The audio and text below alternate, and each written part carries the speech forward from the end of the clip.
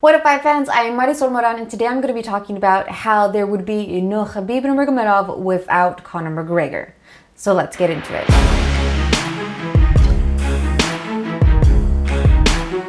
So in the last year, I have made quite a bit of videos about Khabib Nurmagomedov and his entire feud and animosity between him and Conor McGregor.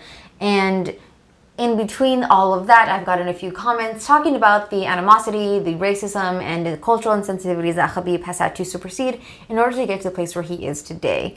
And quite frankly, through my own research and through my watching of this entire situation unfold, I could not sit here and tell you that there has been racism on the part of the UFC towards Khabib whatsoever. I do not find that to be true. However, I do think that through his feud with Conor McGregor, there have been cultural insensitivities that have been said, and that is extremely unfortunate, and I do talk about that in a previous video, which I will link down below. So just to be clear, when it comes to trash talking, I have a little bit more of a perhaps nuanced opinion about that entire situation. I do think that it is an extremely effective marketing tactic that fighters, I think, very wisely employ when it comes to selling their fights. It's usually the fighters who are the ones who are taking the initiative to start any kind of trash talking to get some buzz around their fights. But it's extremely effective, and we saw that quite recently with Yair Rodriguez and Jeremy Stephens. There were a lot of people who weren't all that excited about that fight when it was taking place in Mexico City, but after the fact, after the eye poke, and after all of the animosity between the two, a lot of people were now saying, I can't wait to see this fight because of all of the beef that both fighters now have. There seems to be a little bit more at stake, perhaps. But definitely there is a story now around that fight other than just two crazy fighters who are awesome, who are going to test their skills against each other. People want a little bit more dimension than that. And that's what trash talking brings. So I do not think trash talking is going to be going anywhere anytime soon. With that being said, I do think that trash talking can cross a line when fighters start to bring in third parties. And we saw that with Conor and Khabib, where teams started to make fun of Khabib's dad, Khabib's wife, and we had the whole Dolly situation, which is an actual crime that took place. And yeah, that definitely was a crossing of the line when it comes to trash talking, and that is not okay in my opinion. However, it is because of all of that that Khabib is now financially in the place where he is. So in a previous video, I talked about Khabib made $6 million just to show. That amount of money was not always the case. And of course, you could say it like, of course, that wasn't always the case. He had to start somewhere. But when it comes to the UFC and fighters on a whole, usually if you've made it in the UFC, on average, that's because you're now making six figures.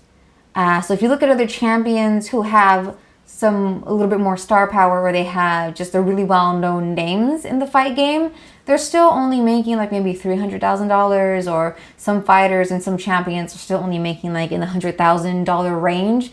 But Khabib did make in his fight against Al Iaquinta $500,000 just to show.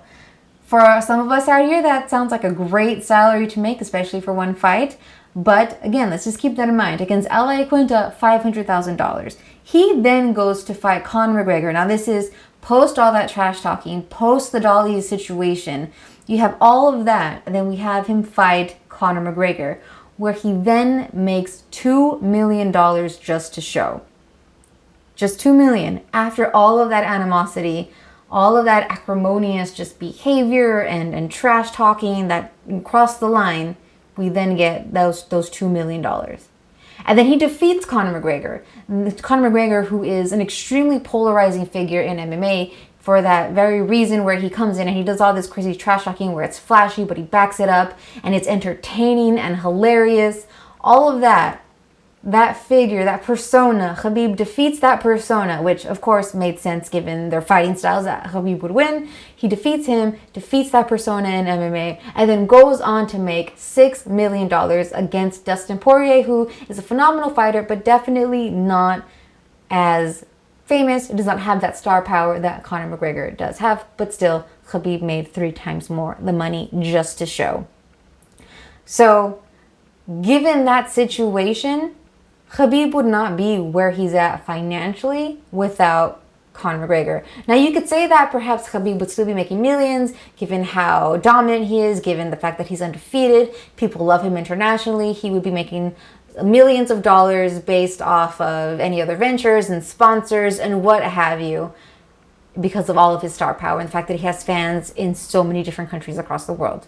Yeah, that I could see that being the case.